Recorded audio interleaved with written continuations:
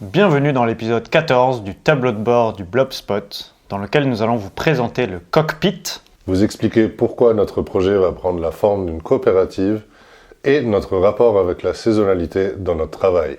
Mais d'abord, Nous sommes Dom et Marc et nous construisons un lieu résilient, immersif et modulaire avec 10 containers maritimes. Nous t'embarquons dans notre aventure pour en apprendre plus sur des modes de vie et de travail plus durables. Alors abonne-toi et réagis quand ça te parle.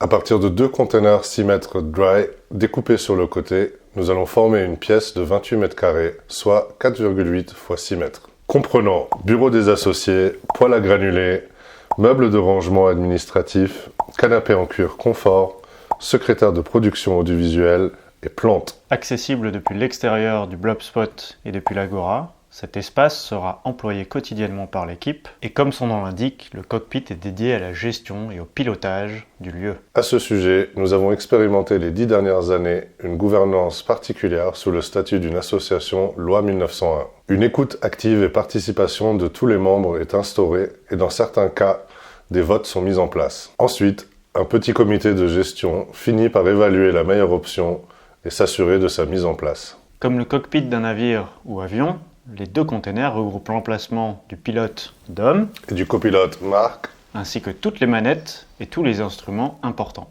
C'est bien suite à cette expérience et cette approche que nous nous penchons de plus en plus vers le statut d'une coopérative pour le Blobspot. Le statut associatif nous a permis de mettre l'humain, l'expérimentation et l'inclusion au cœur de notre tiers-lieu au Fort d'Aubervilliers. Cependant, nous avons constaté les limites et contraintes de ce statut, telles que la rémunération des membres du bureau, La vision caritative de l'initiative, l'impossibilité d'impliquer légalement nos partenaires et clients de façon concrète. c'est donc vers le format coopératif que nous nous tournons pour monter le Blobspot. Une SKIC ou une SCOP, encore à décider, est un modèle qui attire notre attention pour son aspect communautaire, structuré et professionnel. Sous forme de collège dédié, nous pourrons réellement impliquer entreprises, sympathisants, salariés, collectivités et autres partenaires dans la gouvernance du Blobspot. Ce qui nous amène au 3e point, notre travail au rythme des saisons. Au-delà du cycle naturel de la météo au fil de l'année, nous avons observé des influences concrètes de la météo dans notre métier. Plutôt que de combattre les saisons,